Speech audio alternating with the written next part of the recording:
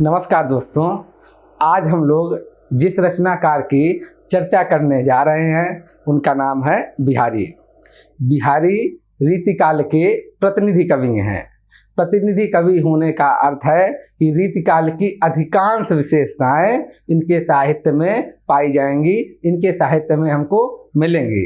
तो आज हम लोग बिहारी के साहित्य का विश्लेषण करेंगे। बिहारी के साहित्य में बहुत सारी चीज़ें, जैसे कि उनका संवेदना पक्ष देखेंगे। संवेदना पक्ष में जो रीतिकाल की विशेषताएं हैं प्रमुख, कि दैहिक श्रृंगार का वर्णन वो देखेंगे हम लोग, प्रकृति का वर्णन वो देखेंगे हम लोग, और बिहारी के साहित्य में कहाँ कहाँ लोक तत्व है हम लोग ये भी देखेंगे। तो ये सब सारी विशेषताएं देखेंगे। और जैसा कि हम लोग जानते हैं कि रीतिकाल का साहित्य शिल्प के कारण और भी ज़्यादा महत्वपूर्ण रहा है। शिल्प का बड़ा महत्वपूर्ण स्थान है रीतिकाल में, रीतिकाल के साहित्य में। तो शिल्प क्यों महत्वपूर्ण है, कैसे महत्वपूर्ण है, क्या विशेषताएं हैं उस समय के शिल्प की बिहारी के साहित्य में, वो सारी चीज़ें हमको दिखाई देंगी। तो आइए चलते हैं, हम लोग चर्चा आरंभ करते हैं। जब भी हम किसी कवि के बारे में पढ़ना आरंभ करते हैं, चर्चा आरंभ करते हैं, तो सबसे पहले क्या देखते हैं हम लोग? सबसे पहले उसका जीवन परिचय देखते हैं।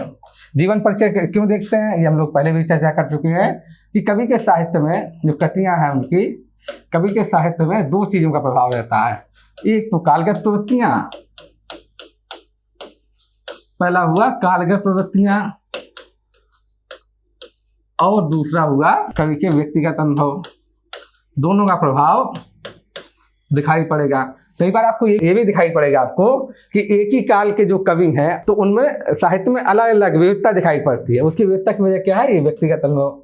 कि सेम काल के कवि हैं, उसी काल के कवि हैं, लेकिन फिर भी उनके साहित्य में विविधता दिखाई पड़ेगी। जैसे कि रीतिकाल में देखिए कि घनानंद का साहित्य अलग दिखेगा आपको, और बिहारी या पद्माकर का साहित्य अलग दिखेगा, जबकि दोनों ही एक ही काल के कवि हैं। तो किस लिए? क्योंकि व्यक्तिगत अनुभव दोनों का अलग है। घनानंद का व्यक्तिगत अनुभव अलग है और बिहारी का व्यक्तिगत अनुभव अलग है, इसलिए है। तो दोनों चीज़ों का प्रभाव साहित्य में पड़ता है। तो आइए इसी कारण से हम व्यक्तिगत अनुभव के कारण ही हम क्या देखते हैं? कवि का जीवन परिचय देखते हैं। तो आइए शुरू करते हैं। बिहारी का जन्म कहाँ हुआ था? बुंदेलखंड में हुआ था, ग्वालियर के पास में। ये दोहा है उसी चीज को दर्शा रहा है। देखिए, जन्म ग्वालियर जानिए खंड बुंदेले बाल। बुंदेलखंड का जो इलाका है वहाँ पर जो ग्वालियर शहर है वहीं पर इनका जन्म हुआ था। कि जन्म ग्वालियर जानिए खंड बुंदेले बाल, और तरुण आई आई सुघर मथुरा बस ससुराल। और यौवनावस्था में यानी जवानी में वो कहाँ चले गए? अपनी ससुराल मथुरा में वो बस गए। इसका वर्णन इस दोहे में मिलता है। ये क्या थे? बिहारी जयपुर राजघराने के दरबारी कवि थे। कैसे कवि थे? दरबारी कवि थे। रीतिकाल के आपको अधिकांश कवि कैसे मिलेंगे? दरबारी कवि मिलेंगे। अधिकांश कवि दरबारी कवि मिलेंगे आपको। जब दरबारी कवि हैं तो क्या है, वो सब चीजों के आप दिखाएंगे। आश्रयदाता की प्रशंसा मिलेगी। और क्या होगा? किस तरह का साहित्य मिलेगा? श्रृंगार का साहित्य मिलेगा। क्योंकि दरबार में कैसा साहित्य चलता है? दरबार में भक्ति वाला साहित्य तो कोई सुनेगा नहीं। दरबार में रसिक लोग बैठे हैं, विलासी लोग बैठे हैं, तो दरबार में किस तरह का साहित्य होगा? दरबार में श्रृंगार वाला साहित्य मिलेगा। तो आप देखेंगे श्रृंगार वाला साहित्य दिखाई पड़ेगा। हालांकि बिहारी काव्य में आश्रयदाता की प्रशंसा उतनी अधिक नहीं दिखती है, आप उतनी अधिक नहीं पाएंगे। लेकिन ये श्रृंगार का साहित्य, आप श्रृंगार का सामान यहाँ पर, श्रृंगार की सामग्री प्रचुर मात्रा में आपको यहाँ पर दिखाई देगी। ये दरबारी कवि होने का असर है। आगे देखते हैं। जब दरबारी कवि हैं, दरबारी कवि पास क्या होगा? धन होगा, जागीर होगी, वैभव होगा। जब ये सब सारी चीजें होंगी तो दृष्टिकोण कैसा होगा? दृष्टिकोण देखेंगे आप, सामंती होगा। दृष्टिकोण कैसा होगा? सामंती दृष्टिकोण होगा। क्योंकि जब ये सब चीजें उपलब्ध हैं तो लोगों का किस तरह की दृष्टि हो जाएगी? वो कभी वंचित वर्गों के प्रति दृष्टि नहीं होगी उसकी दृष्टि हमेशा सामंतवादी दृष्टि होगी, क्योंकि सामंतवादी चीजें उसके पास उपलब्ध हैं। ये सब सारी चीजें उपलब्ध हैं, तो स्वाभाविक रूप से उसकी दृष्टि कैसी होगी? स्वाभाविक रूप से व्यक्ति की दृष्टि सामंतवादी होगी, दृष्टिकोण सामंतवादी होगा। ये हम लोग देखेंगे। और क्या है उनके जीवन परिचय के बारे में? उनका जीवन कैसा है? नगरी जीवन है, वो नगर में रहे। और नगर का रहने के साथ साथ ज़्यादा जरूरी है कि उनकी दृष्टिकोण भी, दृष्टि भी नगरी है। वो नगरीय जीवन को बेहतर समझते हैं। ग्रामीण जीवन को कैसे देखते हैं? हेय दृष्टि से देखते हैं। ये आप देखेंगे भी, उदाहरण के रूप में भी देखेंगे। तो उनकी दृष्टि कैसी है? शहरी है, शहरी दृष्टि उनकी, ऐसा आप पाएंगे। अभी तक आपने क्या पढ़ा? अभी तक का आपने कवि के जीवन के बारे में पढ़ा, जीवन परिचय के बारे में पढ़ा, और उसके प्रभाव देखेंगे आप कहाँ, कवि की रचनाओं में, उसके संवेदना पक्ष में। तो हम देखते हैं अब संवेदना पक्ष। जब भी हम किसी भी रचनाकार का साहित्य पढ़ेंगे तो उसको दो पक्ष में, दो हिस्सों में बांट कर देखते हैं। पहला कौन, आप देखेंगे संवेदना पक्ष, और दूसरा देखेंगे आप शिल्प पक्ष।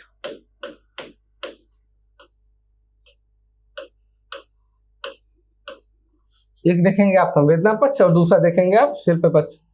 तो ये आप देखेंगे। तो अभी हम पहले क्या देखते हैं, संवेदना पक्ष देखते हैं। संवेदना पक्ष में क्या है, पहला बिंदु देखिए, काव्य में क्या है, श्रृंगार की प्रमुखता दिखाई देगी आपको। और ये किसका लक्षण है, ये रीतिकाल का प्रमुख लक्षण है, प्रमुख प्रवृत्ति है रीतिकाल की। तो आप देखते हैं इसमें एक एक करके। ये देखिए उसी का, इसमें श्रृंगार रस का ही दोहा है कि अपने अंग को जान के यौवन नृपति प्रवीण। यौवन माने होती युवावस्था, ये जवानी, युवावस्था। यौवन नृपति प्रवीण, नृपति मतलब राजा। अपने अंग को जान के यौवन नृपति प्रवीण, इसका क्या अर्थ है, जब भी कोई राजा है तो अपनी सेना का क्या करता है, निरीक्षण करता है। उसकी सेना कैसी है, सेना का निरीक्षण करता है। सेना कैसी होती है, चतुरंग होती है। जो पुराने सिस्टम में सेना चतुरंग हुआ करती थी। कौन से, हाथी, घोड़ा यानी घुड़सवार, रथ और पैदल। पुराने ये जो वर्गीकरण है, तो नए जमाने में धीरे धीरे चीजें बदलती रहेंगी। अभी क्या है, अभी तो सबसे ज्यादा महत्व पैदल सेना का है, जबकि पुराने जमाने में सबसे ज्यादा महत्व आपका हाथी का होता था। मध्यकाल में महत्व किसका बढ़ गया, जब तुर्क आक्रमणकारी आए तो उसमें घोड़े का महत्व ज्यादा बढ़ गया था। तो इसी तरह से अलग अलग समय में अलग अलग महत्व बढ़ता घटता रहा है। तो ये क्या हुआ, सेना के अंग है। तो यहाँ पर अंग का मतलब सेना के जो विभाग है। दूसरा अंग का क्या मतलब है, जब नृपति के हिसाब से देखेंगे, यहाँ पर दो चीजें हैं, एक तो यौवन, दूसरा नृपति। जब जब जिसके हिसाब से देखेंगे तो इस दोहे का अर्थ परिवर्तित हो जाएगा। इससे कोई विशेषता है। जब आप यौन के हिसाब से देखेंगे तो इस पूरे दोहे का अर्थ भिन्न होगा, और जब आप नृपति यानी राजा के हिसाब से देखेंगे तो इस पूरे दोहे का अर्थ बदल जाएगा। कैसे देखते हैं, पहले राजा के हिसाब से देखते हैं। जब राजा के हिसाब से देखेंगे तब अर्थ जानिए। अपने अंग को जान के, यानी सेना जो चतुरंगिणी सेना है, तो उनके अंगों को जान के कि मेरे पास कितने हाथी हैं, कितने घोड़े हैं, रथ कितने हैं। तो अपने अंग को जान के यौवन नृपति प्रवीण, इसका एक अर्थ ये भी निकल सकता कि युवा राजा, जो राजा जवान है भी, उसने अपने सेना को अंग के जान के, जो कुशल राजा है, स्तन नयन नितंब को बड़े जो फौकीन, तो अपने क्या है ना, इससे जो अंग है सेना के, वो अपनी वृद्धि कर रहा है, वो बड़ा फूला नहीं समा रहा है राजा। एक तो ये मतलब हुआ। दूसरा जो इसका असली मतलब है, जो श्रृंगार के हिसाब से है, कि जो युवा यानी जवानी को यहाँ पर क्या बताया गया है, राजा बताया गया। युवावस्था को यहाँ पर राजा बताया गया है। तो यौवन रूपी जो राजा है, यौवन राजा है, वह अपने अंग को जान के, देख करके, वह अपने अंग को देख करके क्या हो रहा है, चतुर राजा जैसे जैसे किशोरावस्था आ रही है, बालावस्था से किशोरावस्था आ रही है, तो स्त्री की शरीर में, स्त्री के अंगों में क्या परिवर्तन आने लगता है, ये सब स्तन, नयन और नितंब में वृद्धि होने लगती है। तो उसी का वर्णन यहाँ पर किया गया है कि जैसे जैसे यौवन आने लगा है, जैसे जैसे यौवन आने लगा है, युवावस्था आने लगी है, तो उसी तरह इन सब में ये जो अंग है, इन सब अंगों में वृद्धि होने लगी है। तो वही यहाँ पर चर्चा की गई है। तो इसके डबल अर्थ निकलते हैं, इस तरह से आप देखेंगे। और यौवन नृपति को एक ही मान लिया गया है। तो आप देख भी सकते हैं यहाँ पर कौन सा अलंकार होगा, यहाँ पर रूपक अलंकार भी आप देख सकते हैं। बाकी दोहा कैसा है, श्रृंगार से परिपूर्ण दोहा है कि युवावस्था दिखाया गया है कि युवावस्था आने पर किस तरह से ये सभी अंग बढ़ने लगते हैं। इजाफा मतलब बढ़ना, वृद्धि, इजाफा का मतलब होता है वृद्धि। किस तरह से ये सब अंग बढ़ने लगते हैं, उसी का वर्णन यहाँ पर किया गया है। और क्या देखिए दूसरा दोहा कि सरस सुमिल चित तुरंग की करी करी अमित उठान। एक खेल होता है, आप देखेंगे अंग्रेजी खेल है पोलो। तो अंग्रेजी में इसको पोलो बोलते हैं। ये पुराना खेल है बहुत, तुर्क लोग भी बड़ा खेलते थे इसको। उसको क्या बोला जाता था तब, चौगान इसको बोला जाता था स्कूल को। इस खेल में क्या होता है कि घोड़े पर बैठते हैं जो खेलने वाले लोग होते हैं, और एक लंबी सी उनके पास जो पोलो स्टिक ऐसी होती है ना, लंबी सी स्टिक होती है, उसी के जरिए वो गेंद जो होती है, जिस गेंद को खेलते हैं लोग, उसको अपने कंट्रोल में करना चाहते हैं, अपने नियंत्रण में रखना चाहते हैं। तो उसी का जिक्र यहाँ पर किया गया है, और उसी जिक्र के जरिए एक तरह से श्रृंगार का वर्णन है। देखें कैसा है कि सरल सुमित चित तुरंग की, चित रूपी तुरंग की, मन रूपी घोड़े की, करी करी अमित उठान। सरल सुमिल चित तुरंग की करी करी अमित उठा, अमित मतलब अनंत। इस तरह मन में कैसी अनंत अनंत लहरें उठती हैं मन के अंदर। सरस सुमिल चित तुरंग की करी करी अमित उठान, और गोई निबाहें जीतिए। गोई का मतलब है गेंद से। जिस तरह से गेंद को नियंत्रित किया जाता है और उसी के जरिए जो पोलो के खिलाड़ी हैं वो क्या करते हैं, खेल को जीतते हैं। गो ही निबाहें जीतिए खेल प्रेम चौगान, जो चौगान का प्रेम रूपी चौगान का खेल है, इसको उस गेंद पर नियंत्रण करके इस तरह जीता जा सकता है। तो यहाँ पर उसका सहारा लेकर, चौगान खेल का सहारा लेकर यहाँ पर श्रृंगार का वर्णन किया गया है। सरल सुमिल चित तुरंग की, चित माने हृदय, तुरंग माने घोड़ा, करी करी अमित उठान, अमित मतलब अनंत, हृदय में अनंत लहरें उठती हैं। करी करी अमित उठान, और गो ही निबाहें जीतिए, गेंद को अपने नियंत्रण में करके गो ही निबाहें जीतिए खेली प्रेम चौगान। जिस तरह से चौगान खेल खेला जाता है उसी तरह से प्रेम के खेल को जीतना है, जैसे चौगान को जीता जाता है।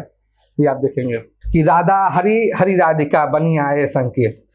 आप जब रीतिकाल पढ़ेंगे तो यहाँ देखेंगे कि जो राधा कृष्ण का प्रेम है, राधा कृष्ण को यहाँ भक्ति भाव से नहीं देखा गया है, उस भाव से जैसा होना चाहिए है, ईश्वर की तरह भक्ति भाव से न देखकर उसमें भी आप देखेंगे श्रृंगार आ गया है।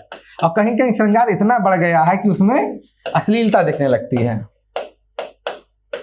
इसीलिए बहुत सारे लोगों ने आरोप भी लगाया, बहुत सारे समीक्षकों ने इस बात के लिए आरोप भी लगाया है। ये आप देखेंगे कि रीतिकालीन साहित्य क्या है, उसमें भक्ति तो नाम की है, भक्ति का सिर्फ पर्दा पड़ा हुआ है, वरना वो कैसा है, अश्लील साहित्य है, ऐसा बहुत सारे समीक्षक बोलते हैं। तो उसी का उदाहरण देखिए, ये किसका उदाहरण, विपरीत रति, विपरीत का, विपरीत रति का उदाहरण है। इसमें राधा कृष्ण को भी समेट लिया है कवि ने। ये देखिए, राधा हरि हरि राधिका, राधा क्या बन के आई हैं, हरि बन के आई, यानी कृष्ण बन के आई हैं। और हरि राधिका, कृष्ण क्या बन के आए हैं, राधा बन के आए हैं। राधा हरि हरि राधिका बनी आए संकेत, और दंपति रति विपरीत सुख सहज सुरता हूँ लेत। तो उसी का वर्णन किया गया, विपरीत रति का वर्णन यहाँ पर किया गया है।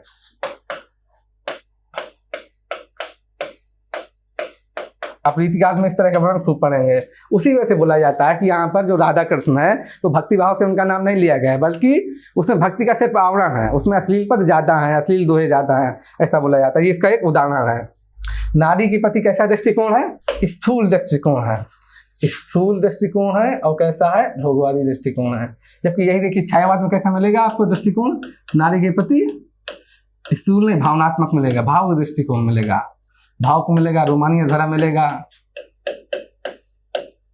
वहां पर श्रृंगार कैसा है, दहेक नहीं है, भोगवादी नहीं है, बल्कि भावुक मिलेगा, रोमानियत भरा मिलेगा, रोमानियत भरा आपको मिलेगा। ये आप देखेंगे वहां पर।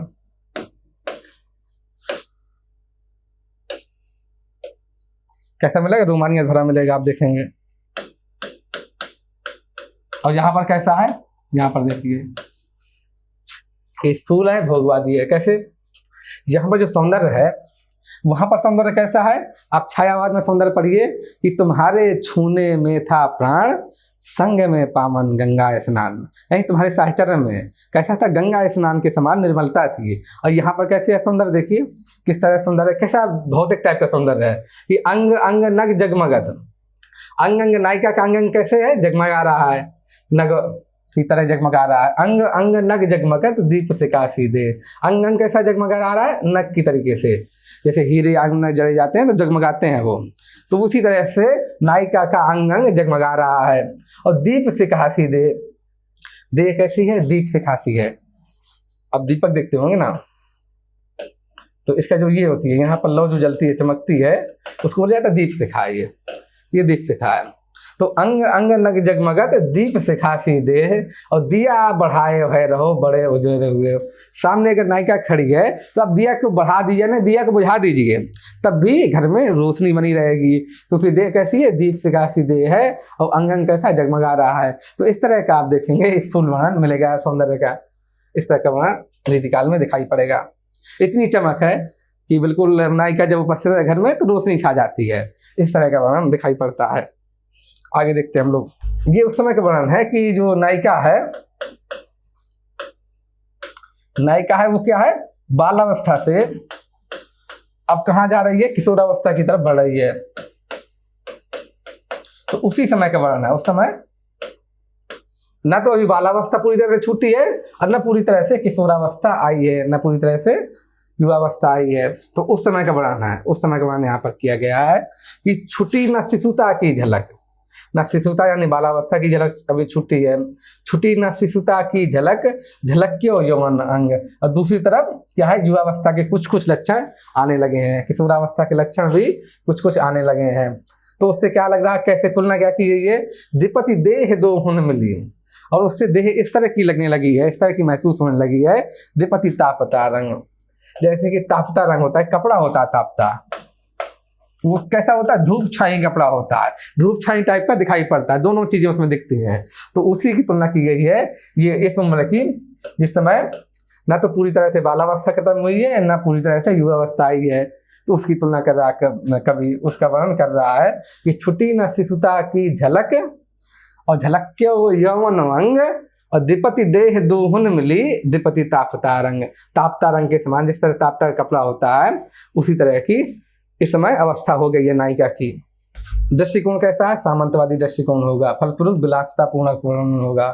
वजह क्या है, दरबारी कवि है ये, और दरबार में वाहवाही लूटना चाहते हैं। यहाँ भावनाओं से मतलब नहीं है, बल्कि दरबार में वाहवाही लूटना चाहते हैं, उसी वजह से ऐसा है। देखिए क्या दृष्टिकोण है साहित्य कला के प्रति, कि तंत्री नाद कवित्व रस, तंत्री नाद मतलब म्यूजिक, संगीत, तंत्री नाद वाद्य यंत्र से बजाया जाता है, वो क्या संगीत। तो तंत्री नाद कवित्व रस, कवित्व रस मतलब कविता का रस, तंत्री नाद कवित्व रस, सरस राग रतिरंग, रास रतिरंग, और अन बूढ़े बूढ़े तेरे, इसमें रतिरंग मतलब ये देखिए युवावस्था का रंग, तंत्री नाद कवित्व रस, सरस राग रतिरंग, और अन बूढ़े बूढ़े तेरे जे बूढ़े सबंग। इन तीनों में चीजों में, चाहे आप देखिए तंत्री नाद जी की, चाहे कविता का रस देखिए, चाहे युवावस्था वाला रस देखिए, अन बूढ़े बूढ़े तेरे, जिसमें अगर व्यक्ति डूबता नहीं है, अगर डूब के उसने रस का आनंद नहीं लिया तो समझ लीजिए डूब गया, उसका जीना ही बेकार है। तो अन बूढ़े बूढ़े, जो नहीं डूबा इसमें इन रसों में, तो क्या हुआ, डूब गया, उसका जीवन बेकार है। अन बूढ़े बूढ़े तरे जे बूढ़े सब अंग, और जो इसमें डूब गया इन रसों में, वो क्या होता है, तर जाता है इस भवसागर से। ये इस समय का दृष्टिकोण है, सामंतवादी दृष्टिकोण है, विलासिता पूरा दृष्टिकोण है।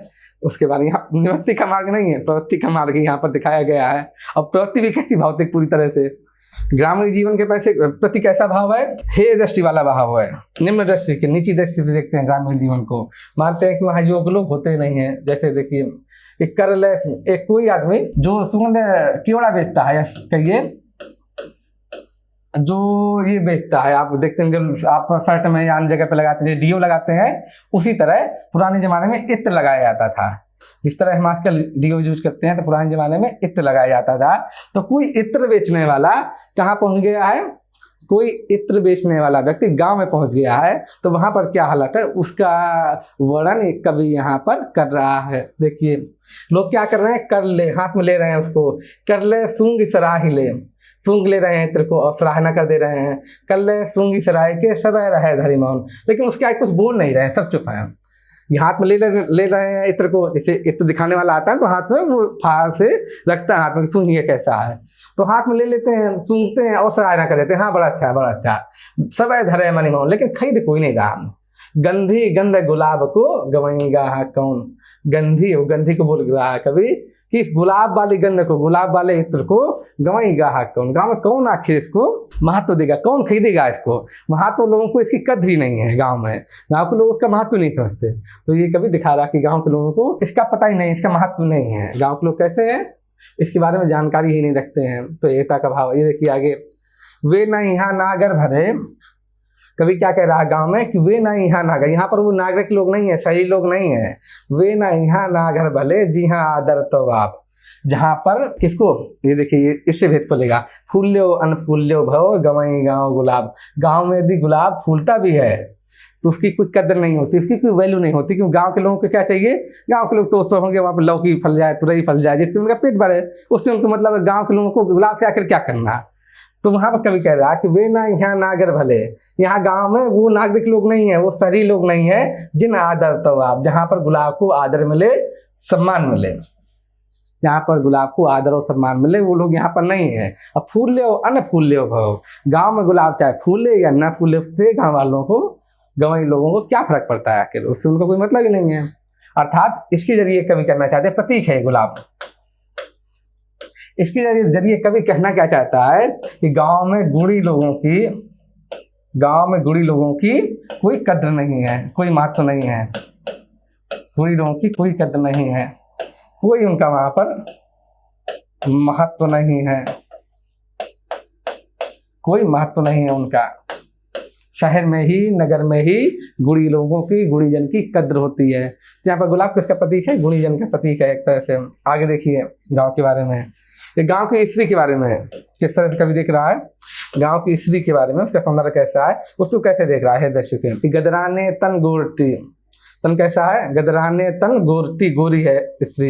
एपन आल, एपन बोलते हैं जो चावल और हल्दी का जो मिश्रण होता है पिसा हुआ, उसको माथे पे लगाते हैं, तो उसी का वर्णन है। गदराने तन गोटी, गोटी मतलब गोरी, गदराने तन गोटी एपन आर ललार अहूठे उदय इथलाई द्रक करें गंवार सुमार।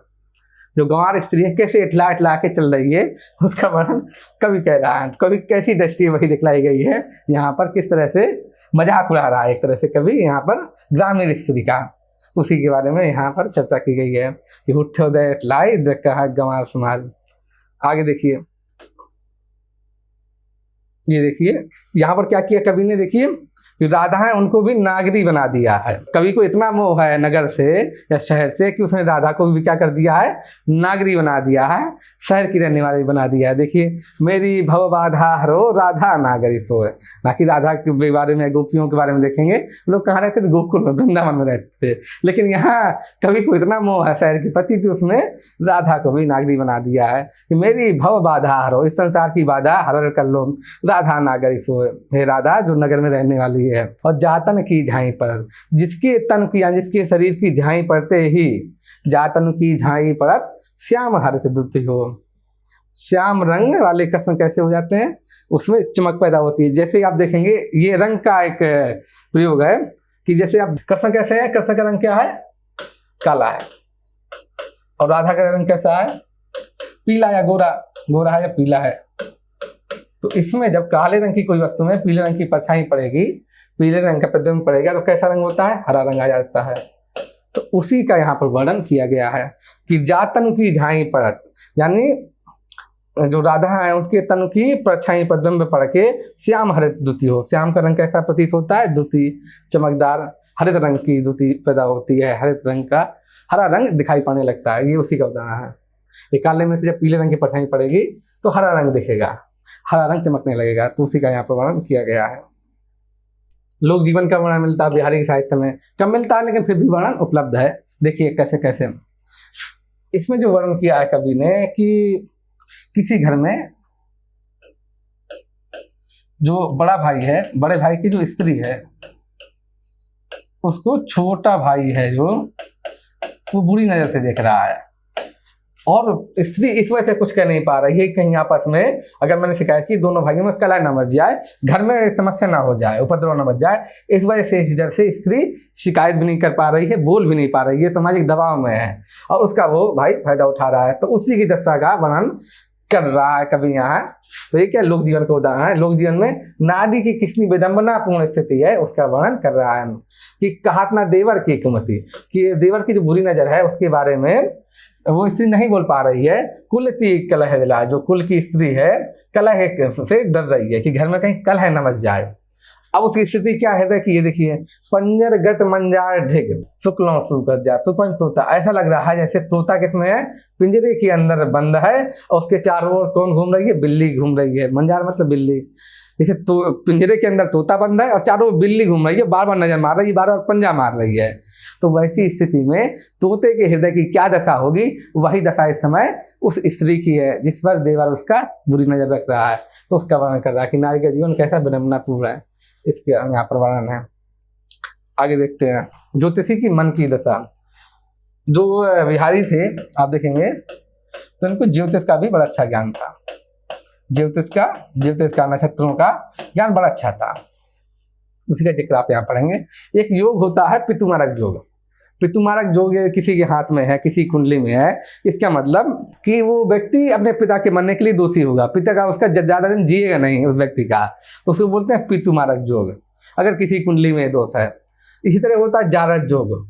इसका अर्थ होता है कि जो जारज योग का मतलब है कि व्यक्ति का जो पिता सामाजिक रूप से दिख रहा है वो उसका वास्तविक पिता नहीं है, उसका बायोलॉजिकल फादर कोई और है, कोई दूसरा है। इसको बोलते हैं जारज योग, जारज योग बोलते हैं इसको। अब समझिए दोहे को, आप समझ पाएंगे कि चित्त पितुमारक जोग गुनी भयो भय सुसोग। जो ज्योतिषी है वो अपने बेटे की कुंडली देख रहा है, जब उसने देखा उसमें कि उसमें पितुमारक योग है तो वो एकदम संकट में पड़ गया, घबरा गया कि अब मेरी उम्र ज़्यादा बची नहीं है, मैं तो निपट ही जाऊंगा। तो चित्त पितुमारक जोग गुनी, चित्त पितुमारक योग को देख करके हृदय में वो क्या हुआ, जोशी शोक से भर गया, घबरा गया कि अब मैं ज़्यादा दिन नहीं जीऊँगा। फिर हुलस्यो जी जोशी, लेकिन बाद में वह क्या पड़ा, प्रसन्न होकर कूद पड़ा, हुलस पड़ा। फिर हुलस्यो जी जोशी समझे जारक योग, जब उसने देखा कि उसी कुंडली में जारक योग भी है, अर्थात ये जो बेटा उसका देख रहा है वो उसका असली पुत्र नहीं है, ये समझ के जो मरेगा कोई और मरेगा, मैं नहीं मरूंगा। इस बात से वो ज्योतिषी प्रसन्न हो गया, उसी का वर्णन किया गया है। व्यंग है एक बार, अच्छा देखिए ज्योतिषी की मन की हालत। तो ये क्या है, लोक जीवन का वर्णन है, किस किस तरह की होती हैं चीजें। और देखिए कर्मकांड का विरोध देखिएगा आपके यहाँ, जो कर्मकांड है उसका विरोध कैसे किया कवि ने, ये देखिए कि जपमाला छापा तिलक, दिन भर माला जप रहे हैं, छापा तिलक, लंबा सा छापा तिलक लगा दिया, छाप दिया तिलक, जपमाला छापा तिलक और सरय ना एक काम, कोई भी काम से नहीं निकलता, कोई वास्तव में इससे न तो भक्ति हो रही है न ईश्वर आपकी मुक्ति होगी, ईश्वर प्राप्त नहीं होगा। जपमाला छापा तिलक सरय ना एक काम, और मन कांचय, मन अगर कच्चा है, स्थिर नहीं है, मन कांचय नाचय वृथा, तब वो क्या नाचता रहेगा, बेकार में ही मन नाचता रहेगा, वो स्थिर ही नहीं हो पाएगा, क्योंकि मन तो आपका कहीं और लगा हुआ है, किसी और चीज़ में लगा हुआ है, खाली आपने दिखाने के लिए बड़ा सा टीका लगा लिया। तो मन कांचय नाचय वृथा और साचय राचय राम, जब तक मन सच्चा नहीं होगा तब तक हृदय में राम नहीं बसेंगे, तब तक राम की उपलब्धि नहीं होगी, जब तक कि मन सच्चा नहीं होगा। तो यहाँ पर आडम्बर का विरोध किया है, तो ये भी लोक जीवन का उदाहरण है। बिहारी की साहित्य में देखिए प्रगति में मिलेगा, कई जगह पे मिलेगा, जैसे दो दो है, ये है। अच्छा, बिहारी की प्रसिद्धि सिर्फ किससे, बिहारी का एक ही काव्य मिलता है उपलब्ध है, जो वो थी सत्सई। सत्सई का मतलब है कि 700 दोहों का संग्रह है, ये सत्सई बोलते हैं उससे, सत्सई 700, तो 700 से सत्सई बना है, 700 दोहों का संग्रह है, ये एक ही ग्रंथ बिहारी का मिला है। इसलिए जो भी आपके पास रचनाएं आएंगी सब दोहे होंगे, सबका छंद क्या होगा, दोहा ही छंद होगा। देखिए कहिलाने, मतलब कहिलाने मतलब किसके लिए, किस वजह से, कहिलाने एकल बसत, ये आप देखिए बुंदेलखंडी का प्रयोग है, कहिलाने एकल बसत अहि मयूर मृग बाग, किस वजह से सब एक साथ बस रहे हैं, सब एक साथ बैठे हुए हैं। कौन कौन से, अहि मतलब होता है कौन सांप, मयूर मतलब मोर, मृग मतलब हिरन या जानवर, छोटा जानवर हिरन मृग बोलते हैं, और बाघ मतलब आप जानते हैं बाघ। तो क्या वजह है कि सांप और मोर एक दूसरे क्या माने जाते हैं, दुश्मन माने जाते हैं। मोर क्या करता है, सांप को खा लेता है, लेकिन यहाँ देखिए ये सब इकट्ठे बैठे हुए हैं, सांप और मोर इकट्ठा बैठा हुआ है, और मृग यानी हिरन और बाघ वो भी बांस पर बैठे हुए हैं, बगल बगल में बैठे हुए हैं। तो क्या हुआ, क्या वजह है, ऐसा क्या हुआ, आगे देखिए इसका वजह बता रहे हैं, रीजन बता रहे हैं कि जगत तपोवन सो कियो, इस पूरी दुनिया को, जगत को तपोवन बना दिया है। दीरग दाग ना, गर्मी की वजह से इतनी भयानक गर्मी है कि जो जहाँ पड़ा हुआ वैसे ही अवस्था में है, कोई हिलडुल तक नहीं रहा, आलस के मारे इतनी गर्मी है, इतनी भीषण गर्मी है, निष्प्राण लोग हो गए हैं, तो हिलडुल भी नहीं रहा है, ना उठ के शिकार कर रहा कोई किसी का, मोर सांप का शिकार नहीं कर रहा और बाघ हिरन का भी शिकार नहीं कर रहा, इतनी भीषण गर्मी है।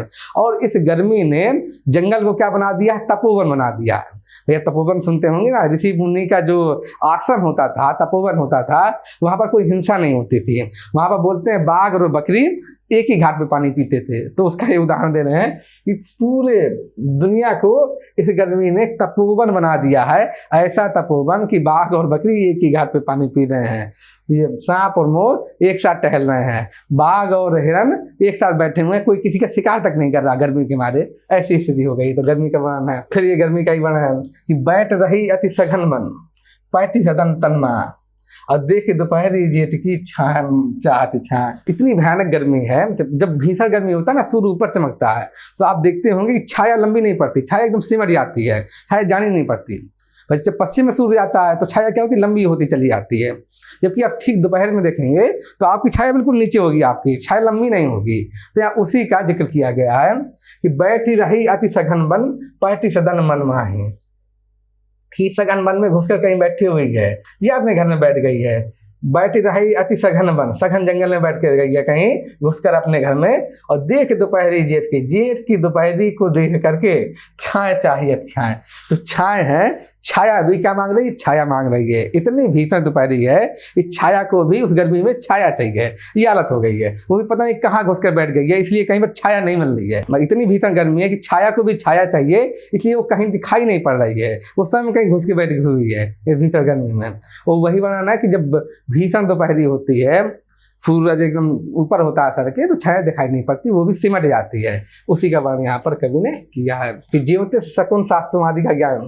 मैंने पहले ही बताया कि बिहारी को ज्योतिष का अच्छा ज्ञान था, उस वजह ग्रहों की स्थिति, ग्रहों का क्या प्रभाव होता है, उस सब का वर्णन भी आपको बहुत सारी जगह बिहारी के काव्य में दिखाई पड़ेगा। खैर यहाँ तो वो नॉर्मल जो वर्णन है, आप बिहारी का जब कविता पढ़ेंगे तो उसमें बहुत सारे ग्रहों से संबंधित, ग्रह का क्या फल होता है उससे संबंधित आपको दोहे भी मिलेंगे। ये तो सिंपल सी चीज होती है, यहाँ पर मैंने बड़े सरल उदाहरण लिए हैं ताकि आप लोगों को याद करने में सुविधाजनक को आसानी रहे। जैसे ये देखिए, बसे बुराई जासुतन ताही को सम्मान। जिस व्यक्ति के अंदर बुराई बसती है उसी को भलो भांति कही छाड़िए छोटे गए जबदान। बसे बुराई जासुतन ताही को सम्मान। दुनिया उसी व्यक्ति को सम्मान देती है जिसके अंदर कुछ बुराई बसती है, जो बदमाश किस्म का व्यक्ति है, हिंसात्मक व्यक्ति है, बाहुबली किस्म का व्यक्ति है, दुनिया उसी को नमस्कार करती है, उसी को सम्मान देती है। शरीफ आदमी को कोई पूछता भी नहीं है। तो उसी का वर्णन किया है कि बसे बुराई जासुतन, जिस व्यक्ति के तन में बुराई बसती है ताही को सम्मान, सब लोग उसी को डर करके सम्मान देते हैं। और दूसरा उदाहरण देखिए, उदाहरण कैसा दिया है कि भलो भलो कही छाड़ियो छोटे गए जबदान। जो ग्रह बुरा है, जिस ग्रह को लोग बुरा मानते हैं, उस ग्रह से बचने के लिए लोग क्या करते हैं, जप करवाते हैं, यज्ञ कराते हैं, दान कराते हैं। और जो ग्रह अच्छा है उसको भला भला कह के लोग छोड़ देते हैं, उसके लिए कुछ नहीं करते लोग। जबकि जो ग्रह बुरा है, इसको बुरा मानते हैं लोग, उसी ग्रह से बचने के लिए जप, दान और सदाचारी चीजें करते हैं। इसी तरह समाज में भी जो बेचारा शरीफ आदमी है, उसको, जो सीधा साधा आदमी है, उसको कोई भाव देता नहीं है, उसको कोई नहीं महत्व देता। जबकि जो बुरा टाइप का आदमी है, बदमाश टाइप का आदमी है, उसको सब नमस्कार करते हैं, सब सम्मान देते हैं। तो उसी का जिक्र यहाँ पर कवि ने किया है। ये आगे देखिए, ये कहाँ यह श्रुति स्मृति सो, श्रुतियों में और स्मृति में यही लिखा हुआ है। सब सयाने लोग, सभी सयाने लोग भी यही कहते हैं, सभी बुद्धिमान लोग भी यही कहते हैं। क्या कहते हैं देखिए, तीन दबावत निक सही राजा पातिक रोग। ये तीनों लोग, राजा, पातिक और रोग। राजा को आप जानते ही हैं, राजा का मतलब किंग। पातिक का मतलब बुरे पाप कर्म में लोग, पाप कर्म यानी बुरी चीज जो है, पाप कर्म को बोला गया पातिक। राजा, पाप कर्म और रोग, ये तीनों किसको परेशान करते हैं? ये तीनों के तीनों ही जो कमजोर व्यक्ति है उसी को तंग करते हैं। भाई राजा उसी से वसूलता चीज जो कमजोर है अपने, तो उसी पर राज करेगा, शासन करेगा, या उसी के साथ जोर जबरदस्ती करेगा। राजा से अपने से कमजोर राजा पर ही हमला करता है, अपने से मजबूत तो नहीं करेगा। तो राजा भी ऐसा ही है, पातिक यानी पाप कर्म भी उसी व्यक्ति को परेशान करता है। अमीर आदमी, बड़ा आदमी, अगर रईस आदमी है, वो कोई घपला कर ले जाए, कोई गड़बड़ी कर ले जाए तो बच जाता है, उसको दिक्कत नहीं होती। लेकिन गरीब आदमी बेचारा थोड़ा सा भी कहीं घपला कर ले तो उसमें आसानी से फंस जाता है, क्योंकि उस पर बचने का उपाय नहीं होता। तो पाप करना, जो अपराध कर्म है, वो भी अपराध कर्म भी किसको परेशान करता है? जो बेचारा कमजोर व्यक्ति है। और रोग भी, जो शरीर से कमजोर है या मन से कमजोर है, उसी व्यक्ति को रोग ज्यादा परेशान करते हैं। जो मजबूत है शरीर से, उसको परेशान नहीं करते। यहाँ पर इसी चीज का वर्णन है। बिहारी काव्य की विशेषता है। क्या विशेषता है? दो चीजें आपको दिखाई पड़ेंगी बिहारी काव्य में। एक तो कल्पना की समाहार क्षमता, बहुत महत्वपूर्ण चीज है, अच्छे से देखिएगा इसको। कल्पना की समाहार क्षमता। और दूसरी चीज होती है भाषा की समासिक क्षमता। दोनों चीजें बहुत महत्वपूर्ण है, बिहारी काव्य में दिखाई पड़ती हैं, और इसी वजह से बिहारी काव्य विशिष्ट है, महत्वपूर्ण है। ये दोनों चीज समझना जरूरी है। अब देखते हैं कल्पना की समाहार क्षमता क्या है। ये समाहार क्षमता क्या चीज है? कवि के मन में, किसी भी कवि के मन में ढेर सारी कल्पनाएं होती हैं। जब भी मान लीजिए कोई उपन्यास लिखना है, आपको कुछ चीज लिखनी है, तो ढेर सारी चीजें, ढेर सारी घटनाएं आती हैं दिमाग में। उन घटनाओं को क्या किया जाता है, अच्छा वो घटनाएं किसी एक व्यक्ति के जीवन में नहीं घटती हैं, ये कवि के जीवन में स्वयं घटी हो, ऐसा बिल्कुल नहीं होता। वो सारी घटनाएं ढेर सारे व्यक्तियों के जीवन में घटी होती हैं और कवि उनसे अनुभव लेता है अपनी संवेदन शक्ति के द्वारा। आप जब निर्वैयक्तिकतावाद पढ़ेंगे तो उसमें आपको ये चीज़ें और अच्छे समझ में आएंगी। जो इलियट का निर्वैयक्तिकतावाद है, इसी चीज़ को वहाँ पर दिखाया गया है। वैसे भी आप आमतौर पर देखें तो किसी भी कवि के जीवन में इतनी घटनाएं नहीं घटती हैं। वो जो समाज में घटनाएं घट रही हैं, उसके यार दोस्त मित्र भाई, उनके जीवन में जो घटनाएं घट रही हैं, अपनी संवेदन क्षमता द्वारा उसको वो ग्रहण कर लेता है कवि। वो सारी घटनाओं को ग्रहण करके फिर क्या करता है कवि, अपनी कल्पना शक्ति के द्वारा वो क्या करता है, उन घटनाओं को एक एक क्रम में पिरोता चला जाता है और इस तरह पिरो देता है उनको एक निश्चित क्रम में कि वो लगती नहीं कि अलग अलग व्यक्तियों के जीवन में घटनाएं हुई थी। वो लगता है जैसे कहानी के पात्र हैं कि उसी पात्र के साथ वो घटनाएं सब होती चली जा रही हैं। तो इस जो क्षमता है, ये जो करने की कला है, इसको बोला जाता है कल्पना की समाहार क्षमता। इसको समाहार क्षमता बोलते हैं। ये कल्पना की समाहार क्षमता है कि कवि ने जो अलग अलग कल्पनाएं हैं या अलग अलग जीवन के अनुभव हैं, विभिन्न लोगों के जीवन में जो अनुभव घटे, उन सारे अनुभवों को कैसे किया, उसने एक सूत्र में पिरो दिया। और ऐसा पिरो दिया कि लगता है बिल्कुल एक ही जैसी, वो एक ही व्यक्ति के जीवन में वो सब घटी हुई हैं। ऐसा ही लगता है कि वो चिपकाई गई हैं अलग अलग टाइम पर, ऐसा नहीं महसूस होता। तो इस क्षमता को कहते हैं क्या, कल्पना की समाहार क्षमता है, इसको बोलते हैं। दूसरी चीज देखते हैं, दूसरी चीज क्या है, भाषा की समास क्षमता। समास क्षमता का मतलब है चीजों को जोड़ना। तो समास होता क्या है, दो या दो से अधिक शब्दों को जोड़ देता है, उसको बोलते हैं समास। तो समास का मतलब होता है चीजों को जोड़ना। जब आप संस्कृत पढ़ेंगे तो संस्कृत में कैसे ही भाषा है, संस्कृत विभक्तियों की भाषा है। वो ज्यादा चीजों को जोड़ देती है। उसमें जैसे जाता है नहीं होगा, गच्छति होगा, एक ही शब्द में जुड़ा हुआ है। उसमें जो सहायक क्रिया आपकी है या था है, ये सब चीजें नहीं होती हैं। उसमें एक ही साथ जुड़ा रहता है, विभक्ति होती है। बाद में हिंदी क्या है, संस्कृत का सरलीकरण रूप है। तो हिंदी कैसी भाषा है, हिंदी परसर्गों की भाषा है, उसमें विभक्तियों का प्रयोग नहीं है, इसलिए शब्द अलग अलग करके दिखाया जाता है। राम ने, तो वहाँ राम नहीं आएगा, वहाँ एक ही साथ आएगा। कारक व्यवस्था संस्कृत की ऐसी है। तो ये चीज देखते हैं, समास की क्षमता का होता है चीजों को जोड़ना। समास का मतलब होता है चीजों को जोड़ना। तब जब देखेंगे बिहारी के काव्य में, तो बिहारी काव्य में देखेंगे बहुत सारी क्रियाओं को एक साथ एक सूत्र में जोड़ दिया जाता है। तो उससे क्या होता है, ये कहलाती है भाषा की समास क्षमता। कि ढेर सारे सीन है, ढेर सारी क्रियाएं हैं, उनको आपस में एक साथ जोड़ दिया जाए, एक साथ पिरो दिया जाए। हम एग्जाम्पल से जब देखेंगे तो ये बात आपको और अच्छे से समझ में आएगी। जैसे देखिए ये एग्जाम्पल देखिए, इसमें देखिए कितनी चीजें क्रियाएं एक साथ जुड़ी हुई हैं। कहाती, ये वर्णन क्या है कि एक भवन में, एक बड़ा सा भवन है, बड़ा सा जगह हॉल है बड़ा सा, वहाँ पर नायिका भी बैठी हुई है, नायक भी बैठा हुआ है। भाई नायिका लड़कियों की साइड बैठे हुए हैं, नायक लड़कों की साइड बैठा हुआ है। कुछ चला, प्रोग्राम चल रहा है, फंक्शन चल रहा है, कुछ कथा चल रही है। तो अब ये दोनों बैठे हुए हैं, दूर बैठे हुए हैं, तो किस तरह आपस में बातें कर रहे हैं इशारों से, उसका वर्णन देखिए। नायक ने नायिका को कुछ चीज कहा, तो वो चीज चूंकि नायिका को नहीं करनी थी, नायक ने नटति मना कर दिया। इशारे में ही, इशारे में कुछ बोला करने के लिए, तो नायिका ने इशारे में ही मना कर दिया। कहा तो नटति रिझति, नायक क्या उसकी इसी बात पर रिझ गया।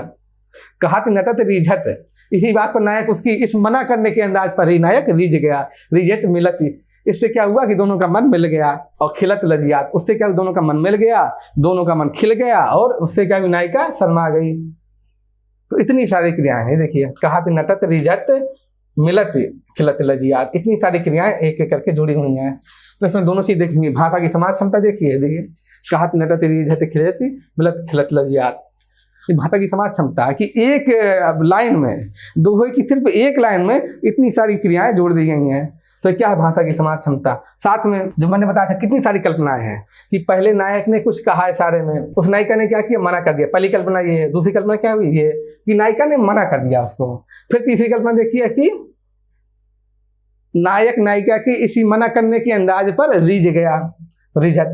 फिर उसके बाद क्या हुआ, दोनों का उसके कारण मन मिल गया, खिलखिला उठा मन, और नायिका क्या हुई, शर्मा गई। तो इतनी सारी घटनाएं हैं देखिए, इतनी सारी घटनाओं का क्रम है, वो क्या है, एक साथ पिरो दिया गया है, एक सूत्र में पिरो दिया गया है, और कहीं लगता नहीं कि अलग अलग है। आमतौर पर कवि देखें, आप देखेंगे कवि क्या करते हैं, एक दोहे में सिर्फ एक बात कहता है कवि। यहाँ एक ही दोहे में कितनी सारी चीजें हो गई हैं, एक ही दोहे में इतने सारे क्रियाकलाप हो गए हैं, एक ही दोहे में इतने सारे घटना व्यापार हो गए हैं, इसको क्या बुलाया जाएगा, कल्पना की ये समाहार क्षमता है। तो संवेदना पक्ष में क्या है, ये कल्पना की समाहार क्षमता है, और उसको उतारना है एक ही दोहे में, तो उसके लिए क्या चाहिए, शिल्प पक्ष में भाषा की सामर्थ्य क्षमता। तो ये शिल्प पक्ष का है, ये संवेदना पक्ष का आ जाएगा। तो ये बिहारी के यहाँ ही संभव है। इस तरह का कमाल आपको कहीं और नहीं दिखेगा, ये बिहारी के यहाँ ही संभव है, बिहारी के द्वारा ही संभव है कि इस तरह की उनकी कल्पना की अद्भुत समाहार क्षमता है कि वो इतनी सारी घटनाओं को, इतनी सारी चीज़ों को एक ही सूत्र में, एक ही धागे में पिरो देते हैं। ये बहुत इंपॉर्टेंट चीज़ है, ये दोनों चीज़ बहुत इंपॉर्टेंट है, इसको अच्छे से ध्यान रखिएगा। आगे चलते हैं। विरह तथा सौंदर्य का अतिशयोक्ति वर्णन। यहाँ पर देखेंगे आप कि रीतिकाल में विरह का वर्णन ऐसा होता है कि कई बार आपको हंसी छूटने लगेगी, मजाक लगने लगता है, इतना अतिशयोक्तिपूर्ण वर्णन कर देते हैं। ये सब वर्णन उधर भी मिलेगा, आप जायसी के यहाँ या आप सूफी काव्य धारा देखिए, जायसी आपके काव्य में है इसलिए हम बार बार बोल रहे हैं, सूफी काव्य धारा में देखिएगा, उसमें भी विरह का अतिशयोक्तिपूर्ण वर्णन मिलता है। उस वर्णन को क्या बोला जाता है? उस वर्णन को बोला जाता है ऊहात्मक वर्णन।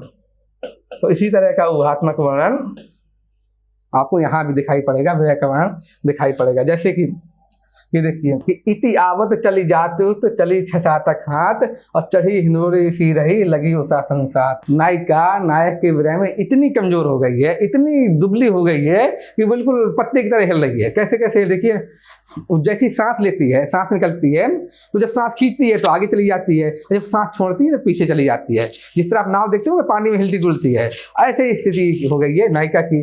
देखिए इति आवत चली जात तो चली छसातक हाथ, जिस जब सांस वो अंदर खींचती है तो क्या होता है, आगे चली जाती है, छसात हाथ आगे चली जाती है, और जब सांस छोड़ती है छसात हाथ पीछे चली जाती है। ये स्थिति हो गई नायिका की। क्यों? विरह के कारण वो इतनी कमजोर हो गई है, उसका वजन इतना गिर गया है विरह के कारण कि इति आवत चली जाती, इधर आती है उधर चली जाती है, चली छसातक हाथ, छसात हाथ आगे चली जाती है और छसात हाथ पीछे चली जाती है।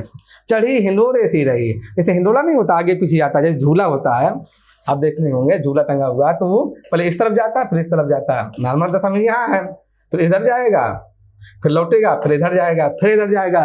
तो हिंडोला यानी झूला इसी तरह गति करता है। तो वही हालत हो गई है किसकी? नायिका की, जो विरह के कारण कमजोर हो गई है।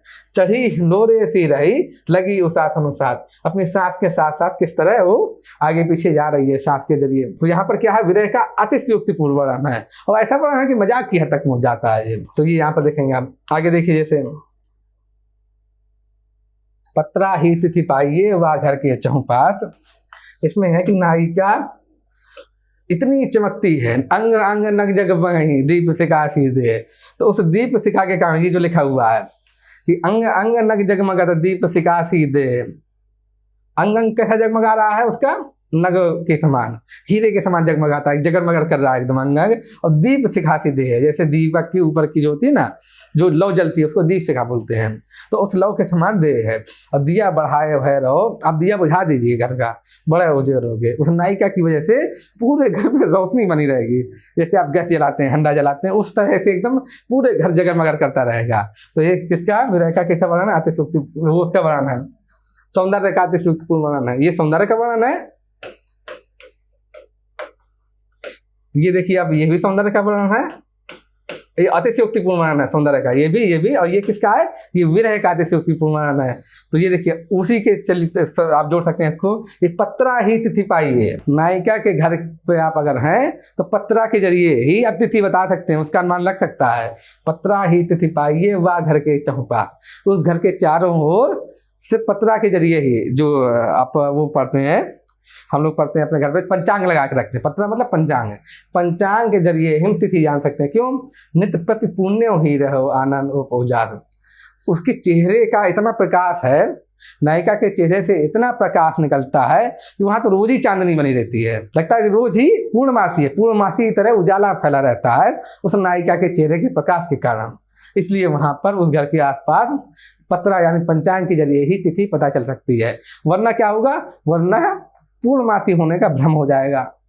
तो ये क्या, सौंदर्य का अतिशयोक्तिपूर्ण वर्णन मिलता है। ये सौंदर्य का, ये भी सौंदर्य का है, और ये विरह का वर्णन है। गागर में सागर भरने की प्रवृत्ति, ये आप देखेंगे। गागर में सागर क्या मतलब है?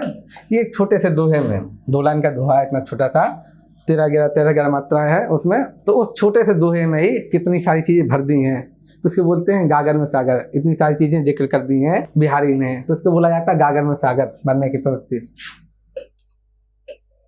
और इसीलिए बोला जाता है, क्या बोला जाता है कि सतसैया के दोहरे। तो सतसैया है यानी बिहारी सतसई, जो बिहारी सतसई है, सतसैया के दोहरे, बिहारी सतसई के दोहे हैं जो, सतसैया के दोहरे जीव नावक के तीर। नावक क्या होता है? नावक होता है एक फारसी धनुष, फारसी धनुष होता है, उसको नावक बोला जाता है। आप हॉलीवुड की फिल्म देखेंगे ना, उसमें कई जगह आपको दिखाई पड़ेगा। ये होता है फारसी धनुष। ये एक छोटा सा, इतना छोटा सा धनुष होता है, उसमें जब आप कमान में तीर जब छोड़ते हैं बड़ी तेजी से आता है, उसमें इस तरह चीज़ों का इस्तेमाल किया जाता है कि बहुत तेजी से जख्मी करता है, बहुत ज़्यादा तेजी से लगता है। फायदा क्या होता है? इतना छोटा धनुष है, उसको हाथ में लेके आप कहीं आ जा सकते हैं। तो पुराने ज़माने में आप सुनेंगे, जब झेलम का युद्ध पढ़ेंगे या इस तरह के युद्ध पढ़ेंगे, तो उसमें भारतीय राजाओं की हार की एक वजह ये भी थी कि हथियार वो भारी होते थे, बड़े होते थे। जैसे पोरस और सिकंदर के बीच में जो झेलम का युद्ध हुआ था, तो उस युद्ध में क्या समस्या आई थी? उस जमाने में जो भारतीय धनुर्धर थे वो बहुत बड़े धनुष का इस्तेमाल करते थे, अपने से भी बड़े साइज के धनुष का, और उसको एक तरफ वो क्या ना पैर में, पाँव में फंसाकर, उसको एक छोर उसका पाँव में फंसाकर फिर उसकी जो प्रत्यंचा यानी डोरी होती है, जो उस प्रत्यंचा को चढ़ाते थे, अब फिर तीर जाता था। तो उससे समस्या क्या होती है? कई बार पहले तो भारी धनुष है, उसको लेना, उसको हाथ में पकड़ के ले जाना दूर संभव नहीं है, दौड़ना संभव नहीं है उसको लेके, एक समस्या तो ये होती थी। दूसरा, जब झेलम के युद्ध चल रहा था तो पहले दिन के युद्ध के बाद क्या हो गई? बारिश हो गई रात में। अब उसको धनुष को जब नीचे रख रहे हैं तो नीचे वो क्या फिसल जा रहा है, वो नीचे टिक नहीं पा रहा, धनुष नीचे घुस जा रहा है, तो उससे भी क्या तीर दूर तक नहीं जा रहा, निशाना इधर उधर हो रहा है। ये समस्या भी हुई थी झेलम के युद्ध में। जब आप झेलम का युद्ध पढ़ेंगे आप देखेंगे थी। फारसी धनुष का क्या फायदा है? नावक जो है इसका क्या कि हाथ में लेके आप कैसे, जैसे इस तरह में आप वो नहीं चलाते, रिवॉल्वर चलाते हैं, उसी टाइप को आप उस हाथ में लेकर कभी भी चला सकते हैं, गुलेल की तरह उसको चलाया जा सकता है। तो फारसी धनुष क्या होता था? हल्का होता था, आसान होता था, ज़्यादा इस्तेमाल करना उसको आसान है, और इससे क्या ना जख्म बड़ा तेज लगता था। तो उस समय ये बहुत खतरनाक माना जाता था नावक, जो कि फारसी धनुष है, इसको बड़ा खतरनाक माना जाता था उस जमाने में, क्योंकि जो उससे जो तीर लग रहा है वो बहुत खतरनाक है, उससे लोग बचते नहीं थे, और इस्तेमाल करने में भी आसान था ये। तो यहाँ पर वही जिक्र है कि सतसैया के दोहरे, जो सतसई है, बिहारी सतसई है, उसके दोहे कैसे हैं? जीव नावक के तीर। जो नावक नामक फारसी धनुष है उसके तीर के जैसे हैं दोहे, देखन में छोटे लगे। देखन में तो छोटे हैं, जब धनुष छोटा है तो उसका बाण भी छोटा होगा, तो देखन में छोटे लगे, देखने में तो बड़े छोटे हैं ये तीर, घाव करेगा तीर, लेकिन घाव बहुत खतरनाक करते हैं, इनका असर या प्रभाव बहुत खतरनाक है इन दोहों का, फारसी धनुष की तरह ही। तो यहाँ पर एक क्या नावक फारसी धनुष है। आगे देखते हैं हम लोग नीति के दोहे, बहुत सारे उन्होंने बिहारी ने नीति से संबंधित दोहे भी लिखे हैं। जैसे देखिए, अच्छा लोक जीवन में आप इनका भी इस्तेमाल कर सकते हैं, इन दोहों का भी लोक जीवन में, क्योंकि इसमें जो उदाहरण दिए गए हैं वो सब क्या है? वो लोक जीवन के उदाहरण ही हैं नीति के दोहों में। तो आप इसका इस्तेमाल लोक जीवन वाले प्रश्न में भी कर सकते हैं। जैसे हम लोग ये देखते हैं दोहा, इसको पहले एक बात समझनी जरूरी है। जैसे कमल का फूल है, आप देखेंगे कमल का फूल कहाँ? इधर कीचड़ में उगता है, तालाब में उगता है। तो मान ली तालाब में पहले पानी कम है, तो कमल का फूल कैसे रहेगा? ऐसे रहेगा, नीचे ऊपर ही तैरता, नीचे नहीं जाता पानी के अंदर। कमल का फूल पानी के नीचे नहीं जाता, तो यहाँ तैरता रहेगा पत्तों के साथ नीचे। जैसे जैसे तालाब का पानी बढ़ता जाएगा वैसे वैसे क्या होगा?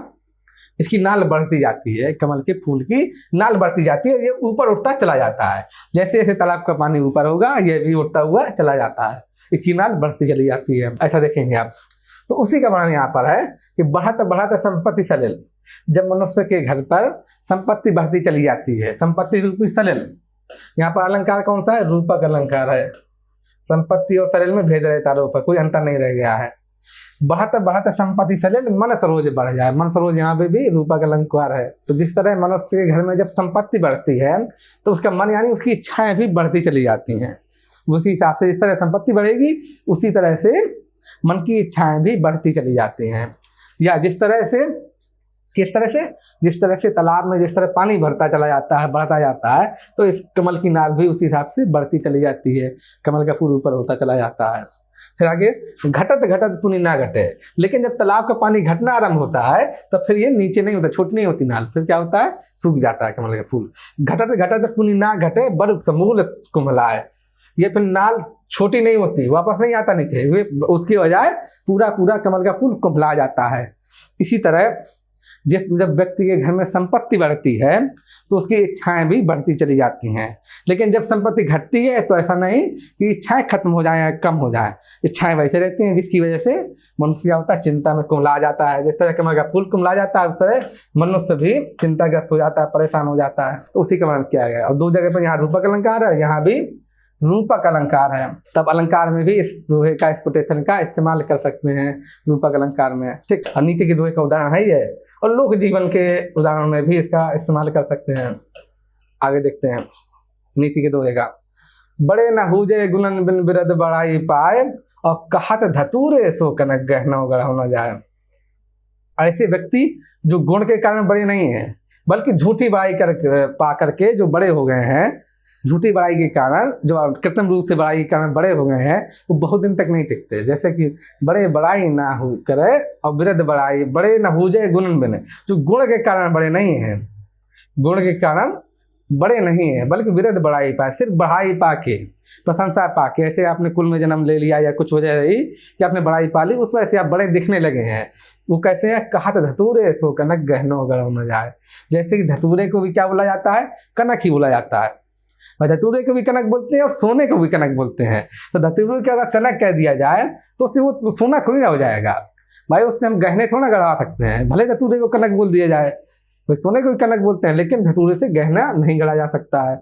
इसी तरह ऐसा व्यक्ति जिसके अंदर गुण नहीं है, तो बड़ाई पाकर किसी बड़ा बन गया है, तो किसी कार्य का नहीं है। आगे देखिए नीति का दोहा। कोटि जतन को करे परे न पकते हैं बीच, और जल बल नल ऊंचे चढ़े तव नीचे को नीचे। भाई जब आप फिटिंग कराते हैं अपने घर की, तो नल के जरिए, मान लीजिए आपका घर दूसरी तीसरी कहीं मंजिल है, तो यहाँ भी नल के जरिए आप पानी पहुँचाते हैं अपने घर पर, यहाँ भी नल के जरिए पानी आता है।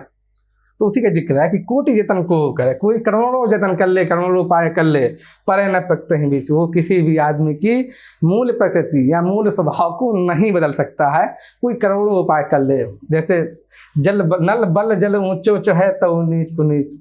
नल के बल पर, इस पाइप की फिटिंग के बल पर भले ही पानी कितना भी ऊपर चढ़ा दिया जाए, कितना भी ऊपर चला जाए, लेकिन उसका मूल स्वभाव क्या है, जल का नीचे की ओर बहना, तो हमेशा नीचे की ओर ही बहेगा। जल को आप कितना भी ऊपर पहुंचा दीजिए, कितने भी मंजिल पर पहुंचा दीजिए, लेकिन उसका जो मूल स्वभाव है कि नीचे की ओर बहना, तो हमेशा नीचे की ओर ही बहेगा। ये देखिए उसी का वर्णन।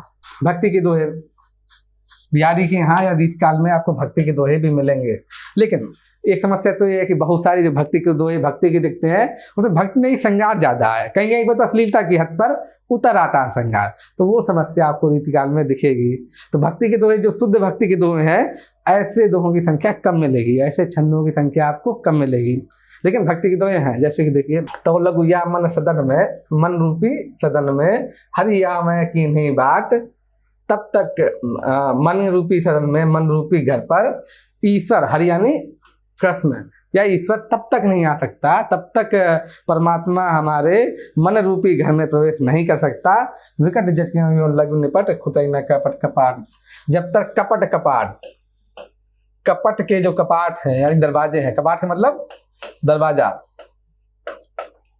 जो कपट के दरवाजे हमारे मन में लगे हुए हैं, जब तक इनको नहीं हटाओगे, इनको नहीं खोलोगे, इनको दूर नहीं करोगे, तब तक परमात्मा आपके मन में प्रवेश नहीं कर सकता। भाई लिखा गया है तो लगु या मन सदन में, मन रूपी सदन में, यहाँ पर भी क्या है, आपका रूपक अलंकार है। मन सदन में, हरि आमय की नहीं बाट, भले भगवान इंतजार करता रहे, लेकिन तब भी प्रवेश नहीं कर पाएगा वो, क्योंकि कपाट रूपी कपट, कपट रूपी कपाट यानी कपट रूपी दरवाजे मन पे लगाए हुए हैं, तो हरि कैसे प्रवेश करेंगे, परमात्मा प्रवेश नहीं कर पाएगा। विकट जटे जो लघु निपट, खुले न कपट कपाट, खुले ना कपट कपाट। जब तक कपट के कपाट नहीं खुलेंगे, कपट के दरवाजे नहीं खुलेंगे, तब तक परमात्मा उस मन में प्रवेश नहीं कर सकता। तो रूपक अलंकार का उदाहरण है, और नीति के दोहे का, भक्ति के दोहे का उदाहरण है, ये भक्ति का उदाहरण है। देखते हैं आप, अभी तक हमने क्या पढ़ा, अभी तक हमने बिहारी के काव्य की संवेदनागत विशेषताएं पढ़ी। उसमें क्या क्या पढ़ा, जैसे कि हम लोगों ने प्रकृति वर्णन भी पढ़ा, बिहारी के काव्य में लोक जीवन का वर्णन भी पढ़ा, नीति के दोहे भी पढ़े, कहाँ कहाँ कैसे हैं, भक्ति के दोहे भी पढ़े। और जो बिहारी का काव्य जिसलिए मशहूर है कि कल्पना की समाहार क्षमता और भाषा की समाज क्षमता, इन दोनों को समझाइए। ये महत्वपूर्ण चीज़ है, इसलिए मैंने अच्छे से समझाई। तो ये सब चीज़ें आपने देखें। बोला जाता है कि रीतिकाल में लोक जीवन कम है, तो लोक जीवन के उदाहरण भी हमने देख लिए। और भी जो नीति के दोहे या अन्य जगहों से आप उदाहरण लोक जीवन के बारे में लिख सकते हैं अगर लोक जीवन पर प्रश्न आता है। तो ये सब देखिए। अब हम क्या करेंगे, शिल्प पक्ष पर ध्यान देंगे। शिल्प पक्ष भी बड़ा महत्वपूर्ण है क्योंकि रीतिकाल शिल्प पक्ष के लिए फेमस है, मशहूर है, प्रसिद्ध है। तो आइए देखते हैं। ब्रजभाषा की कोमलता और लोकशीलता का सटीक प्रयोग। ब्रजभाषा किस लिए जानी जाती है? अपनी कोमलता के लिए और लोचशीलता के जरिए जानी जाती है। कोमलता और लोचशीलता का प्रभाव क्या होता है, क्या फायदा होता है? उससे क्या होता है कि कम शब्दों में आप ज़्यादा बातें कह सकते हैं, चीज़ों को जोड़ सकते हैं। कोमलता और लोकशीलता के जरिए क्या बढ़ती है? समासिकता बढ़ती है भाषा की। ढेर सारी चीज़ें आप एक दूसरे से जोड़ के ले सकते हैं। जैसे कि वो दो हमने पढ़ा था, ये कहत नटत मेरी झट खिजत मिलत खिलत लजियात। इसमें एक एक चीज से पूरे दृश्य का, एक एक पूरी घटना को समेट दिया गया है। एक एक अक्षर से पूरी घटना को समेट दिया गया। ये क्या? ब्रजभाषा की कोमलता का ही परिणाम है, लोचशीलता का ही परिणाम है। ये कैसे घटनाएं जोड़ दी गई आपस में कि कहत नटत रिझत खिजत मिलत खिलत लजियात। इतनी सारी चीजें एक साथ हो रही हैं। तो क्या? कोमलता और लोचशीलता को ही दिखा रहा है ब्रजभाषा की। ब्रजभाषा बड़ी कोमल भाषा है। यही कारण है कि संपूर्ण भारत की, लगभग संपूर्ण भारत की, पूरे उत्तर भारत की काव्य भाषा कौन रही? ब्रजभाषा रही है। ब्रजभाषा लगभग पूरे उत्तर भारत की काव्य भाषा की तरह राज करती रही है। महाराष्ट्र से लेके आप पंजाब तक देखिए, इधर बंगाल तक देखिएगा तो ब्रजभाषा में ही कविता होती रही है। गद्य चाहे जिस भाषा में लिखा जाए, लेकिन कविता हमेशा देखेंगे आप ब्रजभाषा में ही लिखी जाती रही है। उसकी वजह क्या थी? कोमलता ब्रजभाषा की। कोमलता के कारण क्या? गेता देखे, मधुर ज़्यादा है शब्द, आप आसानी से गा सकते हैं, राग में फिट बैठ जाते हैं शब्द, तुक ताल लय वो सब चीज़ें आसानी से आ जाती हैं ब्रजभाषा में। कोमलता होता है। और लोकशीलता की वजह क्या? कि उसकी समासिक क्षमता बढ़ जाती है लोकशीलता की वजह से। वही उसका अगली वाली पंक्ति में है कि भाषा की समाज क्षमता का प्रचुर उपयोग किया गया है रीतिकाल में। जो भाषा की समाज क्षमता है, ब्रज भाषा की समाज क्षमता है, उसका बहुत बेहतर उपयोग किया गया है। जैसे ये अभी वही हम जिक्र कर रहे थे कि कैसे इतनी सारी क्रियाओं को, इतना सारे घटना व्यापारों को एक साथ जोड़ दिया गया है। तो ये क्या? समाज क्षमता का ही सटीक प्रयोग है। आगे देखिए, जैसे बतरस लालच, दूसरा उदाहरण, बतरस लालच लाल की मुरली धरी लुकाय। राधा ने क्या किया है? बतरस यानी बातों के रस के लिए, कि कृष्ण से इसी बहाने बातें करेंगे। बतरस लालच लाल की, लाल की मतलब कृष्ण की, मुरली धरी लुकाय। राधा ने क्या किया? मुरली चुरा के रख ली है। अब आगे क्या करता? अब कृष्ण मांग रहे हैं उससे, राधा से, भाई हमारी मुरली दो, तो सौहा करें। कसम खा रही है राधा कि नहीं हमारे पास तो है नहीं है, भगवान कसम हमारे पास नहीं है। सौहा करे भवन हंसे, और भवों से हंस भी रही है। भाई जब चुराई है मुरली तो कहीं ना कहीं से दिखेगी, तो भवों से हंसती भी जा रही है। सौहा करे भवन हंसे और देने कहाँ नटी जाए। जब कृष्ण मांगते हैं तो देने के नाम पर नटी जाए, यानी मना कर देती है बार बार। तो देखिए इतनी सारे घटना व्यापार, इतनी सारी चीजें, इस सौहा करे, कसम भी खा रही है राधा, भवन हंसे, भाव से हंस भी रही है, और देने कहाँ है। जब कृष्ण मांग रहे हैं तो देने के नाम पर क्या हो रही है? नटी जाए, मना कर देती है। तो इतनी सारी चीजें एक ही दोहे में, एक ही पंक्ति में देखिए, इतनी सारी चीजें आ गई हैं। क्या है? भाषा की समाज क्षमता है, और कल्पना की क्या है? समाहार क्षमता है। और भाषा की यहाँ पर समाज क्षमता। जब हम शिल्प पढ़ रहे हैं तो क्या आएगा? भाषा की समाज क्षमता।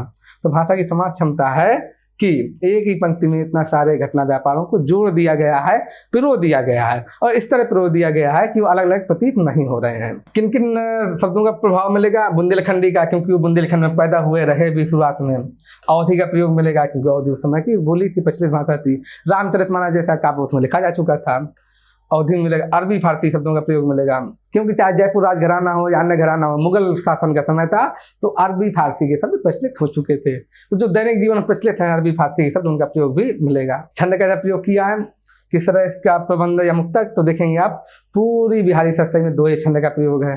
तो उन्होंने मुक्तक दोहा छंद का ही प्रयोग किया है। हर जगह आप देखेंगे मुक्तक का ही प्रयोग मिलेगा, प्रबंध का प्रयोग नहीं है। काव्य रूप कैसा? मुक्तक ही बिहारी का। आगे देखते हैं। अलंकार, बिंब तथा प्रतीक का समुचित प्रयोग मिला है। रीतिकाल में वैसे भी इनका बड़ा सटीक प्रयोग किया गया है। और बिहारी कैसे हैं? रीतिकाल के प्रतिनिधि कवि हैं, तो आपको स्पष्ट रूप से दिखेगा। जैसे देखिए, वैसे भी अलंकार के बहुत सारे उदाहरण मैं बीच में बताता चला हूँ कि रूपक के कई उदाहरण मिलेंगे हम लोगों को बीच बीच में, फिर भी देख लीजिए। अलंकारों का ढेरों उदाहरण आपको मिलेंगे। या ये देखिए, कनक कनकते सौगनी मादकता अधिकाय। कनक का यहाँ कनक कनक दो बार आया है। इस कनक का अर्थ है सोना और इस कनक का अर्थ है धतूरा। धतूरे की विशेषता आप जानते होंगे, धतूरे का खा लिया जाए तो उससे व्यक्ति क्या होता है, पागल हो जाता है। धतूरा इस तरह का पौधा है। तो यहाँ पे वही बताया गया है कि कनक कनकते सौगनी, तो सोना है ना, तो धतूरे से भी अधिक मादकता लगता है। तो जिसका सोना आ गया तो जो व्यक्ति धतूरा खाने से मादकता उसमें आएगी, जो पागलपन आएगा, यदि सोना आएगा तो उससे भी अधिक मादकता आ जाती है, उससे भी अधिक पागलपन आ जाता है। धतूरे खाने से भी अधिक पागलपन आ जाता है व्यक्ति के अंदर, जब उसके पास सोना हो जाता है, जब उसके पास धन हो जाता है। तो कनक कनकते सौगुनी मादकता अधिकार, तो सोना धतूरे से भी सौगुनी क्या रखता, मादकता रखता है। यही खाए बौराए जग, धतूरा को खाने से जग पागल होता है, वहीं पाए बौराए, और सोना को प्राप्त करने से ही व्यक्ति क्या होता है, पागल हो जाता है। तो यहाँ पर कौन सा अलंकार हुआ, यहाँ पर हुआ यमक अलंकार, क्योंकि एक ही शब्द की पुनरावृत्ति हो रही है और दोनों बार उसका अर्थ अलग है। पहले में अर्थ सोना है, दूसरे का अर्थ है धतूरा। तो ये हुआ यमक अलंकार हुआ आपका। आगे देखते हैं, ये देखिए, चिरजीवी जोड़ी जुड़े क्यों ना स्नेह है गंभीर। चिरजीवी लंबे समय तक जिए, कौन सी जोड़ी, चिरजीवी जोड़ी जुड़े क्यों ना स्नेह गंभीर, अब क्यों ना उनके बीच में प्रेम होगा। को घटिए ब्रसभानुजा, कौन इनमें से कौन कम है किससे, कि को घटिए ब्रसभानुजा। अब ब्रसभानुजा के यहाँ पर दो अर्थ निकलते हैं, देखिए ब्रसभानुजा, ब्रसभानुजा का एक अर्थ है ब्रसभ प्लस अनुजा, और दूसरा अर्थ है ब्रसभानु जा। इसके दो अर्थ निकलते हैं ब्रसभानुजा के, ब्रसभ की अनुजा और ब्रसभानु की जा। ब्रसभ की अनुजा का क्या मतलब, ब्रसभ मतलब हुआ बैल, उसकी अनुजा माने अनु शब्द आया है पीछे, अनु का अर्थ होता है पीछे, तो उससे निकलता है सब क्या, अनु पीछे, और इसमें जा जोड़ देंगे, जा का मतलब होता है पैदा होना। तो जब अनुज शब्द बोला जाता है, अनुज का अर्थ होता है जो बाद में पैदा हुआ है, वो इसका अर्थ है छोटा भाई जो लिया जाता है, क्योंकि वह उसके बाद है। भाई मेरे बाद जो मेरा भाई पैदा हुआ छोटा भाई, उसको क्या बोलेंगे, अनुज। क्यों, क्योंकि अनु का मतलब पीछे, जा का मतलब होता है पैदा हुआ। तो जो मेरे बाद पैदा हुआ वो मेरा अनुज हुआ, तो छोटे भाई को अनुज बोला जाता है। इस तरह बहन को क्या बोला जाता है, अनुजा। तो यहाँ ब्रसभ के बाद तो अनुजा का क्या अर्थ हुआ, जो बाद में पैदा हुआ यानी बहन, छोटी बहन। तो ब्रसभ की बहन क्या हुई, गाय। तो यहाँ ब्रसभ अनुजा का एक अर्थ हुआ, क्या हुआ, गाय। अब ब्रसभानु, ब्रसभानु कौन है, ब्रसभानु है राधा के पिता, उनका नाम था ब्रसभानु गोप। तो ब्रसभानु जा मतलब पैदा हुई है पुत्री, तो ब्रसभानु की पुत्री कौन हुई, राधा। तो यहाँ पर इस शब्द के दो अर्थ निकलते हैं, ब्रसभानुजा के दो अर्थ निकलेंगे, एक अर्थ है गाय और दूसरी अर्थ है राधा। इसी तरह हलधर के भी दो अर्थ हैं। हलधर का मतलब जो हल को धारण करता हो, तो हल को कौन धारण करता था, आप महाभारत में पढ़ेंगे, तो एक तो थे बलराम, और दूसरा हल को कौन धारण करता, बैल, क्योंकि वही हल को चलाता है। तो हलधर के भी दो अर्थ हैं। तो इस तरह दोनों शब्दों के दो अर्थ खुलते हैं और पूरे दोहे के ही दो अर्थ खुल जाते हैं।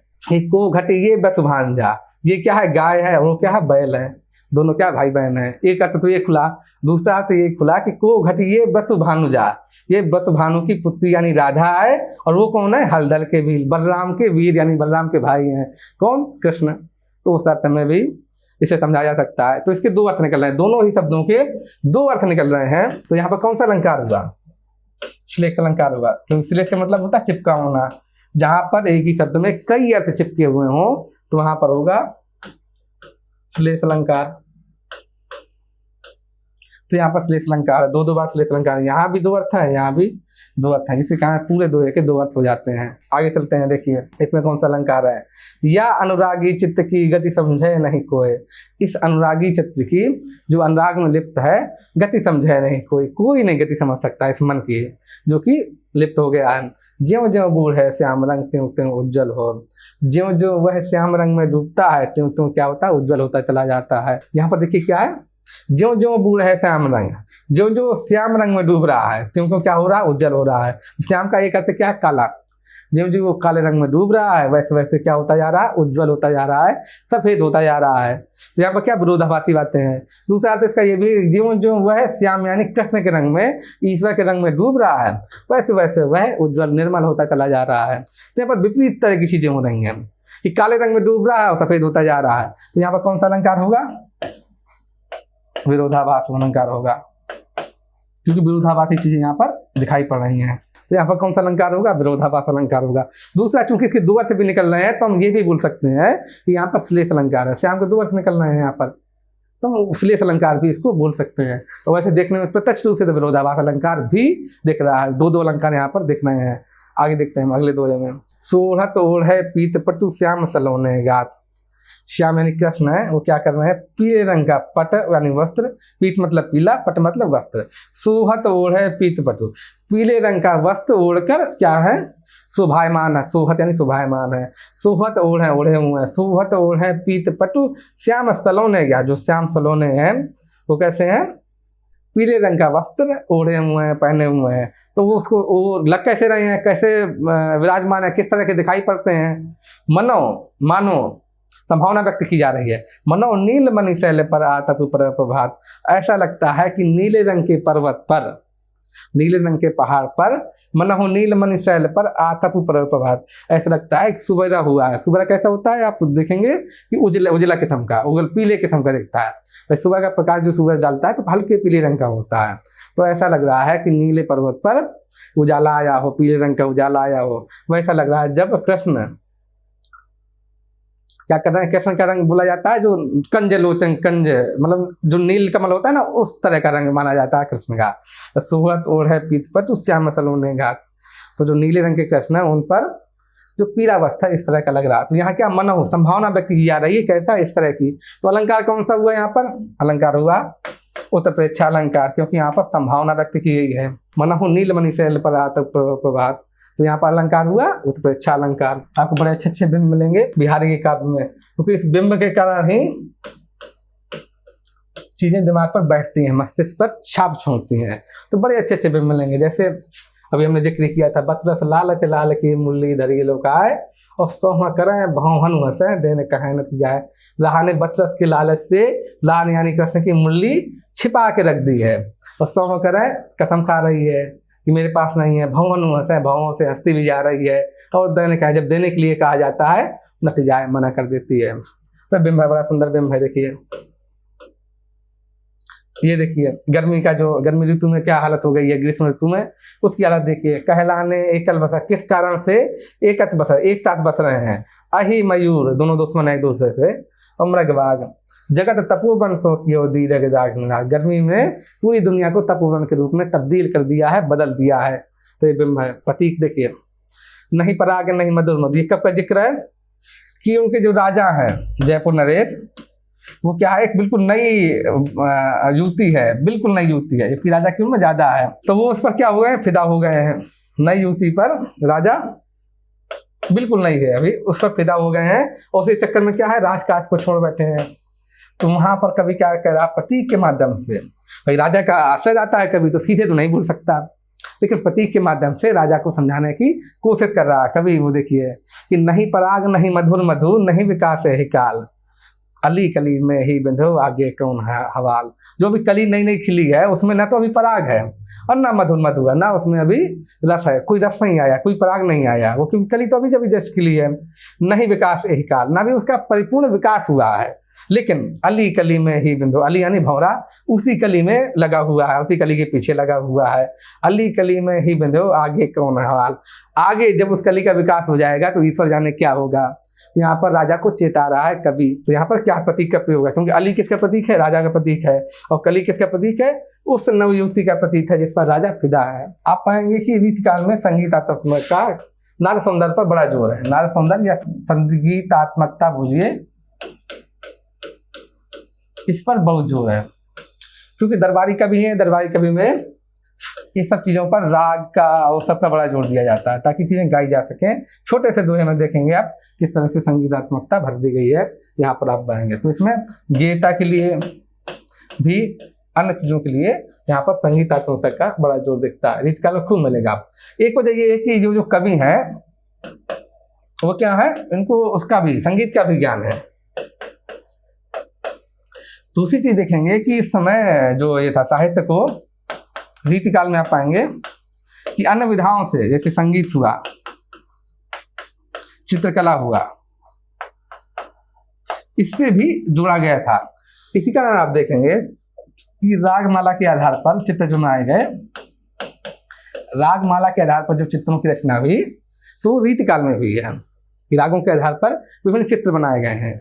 आप अभी कभी भी आप संग्रहालय जाएंगे तो आप देखेंगे तो किशनगढ़ शैली, बहुत सारी शैलियाँ देखेंगे राजपूताने की, तो रागमाला के आधार पर चित्र बनाए गए हैं वहाँ पर। तो उसमें क्या है, देखा जाएंगे आपकी साहित्य, संगीत और चित्रकला को आपस में जोड़ा गया था। यही वजह है कि आप देखेंगे इस साहित्य में भी संगीत का खूब प्रभाव देखेगा। रीतिकाल में साहित्य में संगीत का खूब प्रभाव देखेगा। इस तरह का शब्द चयन किया जाता है उस जमाने में, रीतिकाल में, कि झंकार उत्पन्न हो, सुनने में मधुर लगे। जैसे कि ये देखिए, रनित भंग घंटावली झरित दान मधुनीर, रनित भंग घंटावली झरित दान मधुनीर, और मंद मंद आवत चलो कुंजर कुंज समीर। इसमें देखिए मधुरता है, जब आप गाएंगे एक मधुरता आएगी। अर्थ क्या है इसका, रनित भंग घंटावली। भृंग जो है, भौरे क्या करते हैं, फूलों के इर्द गिर्द घूमते हैं और स्वर निकालते हैं। तो रनित भंग घंटावली इस तरह भन भन करके निकालते हैं, जैसे दूर घंटी बज रही हो, उस तरह का स्वर दिखता है। रनित भंग घंटावली झरित दान मधुनीर, और उससे क्या मिल रहा है उनको, जो फूलों का है वो पराग का दान मिल रहा है, मधु निकल रहा है। मंद मंद आवत चले कुंजर कुंज समीर। अब मंद मंद हवा कैसी चल रही है, जैसे कि मतवाला होकर हाथी, हाथियों का झुंड है, अगर मतवाले होकर हाथी चलते हैं किस तरह झूमते हुए चलते हैं हाथी जंगल में, उसी तरह से क्या है, मंद मंद पवन चला आ रहा है, मौन पवन चला आ रहा है। तो रनित भंग घंटावली झरित दान मधुनीर। या वैसे भी अगर आप सेना में देखेंगे, राजाओं के यहाँ जब हाथी पाले जाते थे तो उनके गले में क्या घंटा बजा रहता था, बना रहता था। तो जब हाथियों की सेना निकलती थी या हाथी क्रम में निकलते थे तो झूमते हुए जाते थे, आराम से घंटा बजाते हुए, तो उससे एक ध्वनि निकलती थी। तो वैसा भी आप परिकल्पना कर सकते हैं यहाँ पर।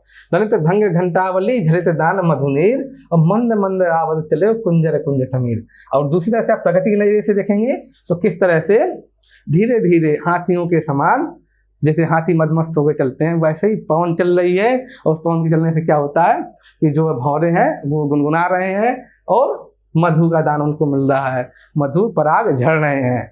जो पुष्पों में पराग होता है वो झड़ रहे हैं, भौरे गुनगुना रहे हैं, और हाथियों के समान धीरे धीरे मंद पवन चल जा रहा है। ये प्रकृति वर्णन है, इसका ये अर्थ खुलता है जो मुख्य अर्थ है। तो ये प्रकृति वर्णन भी आप इससे इस्तेमाल कर सकते हैं इसका।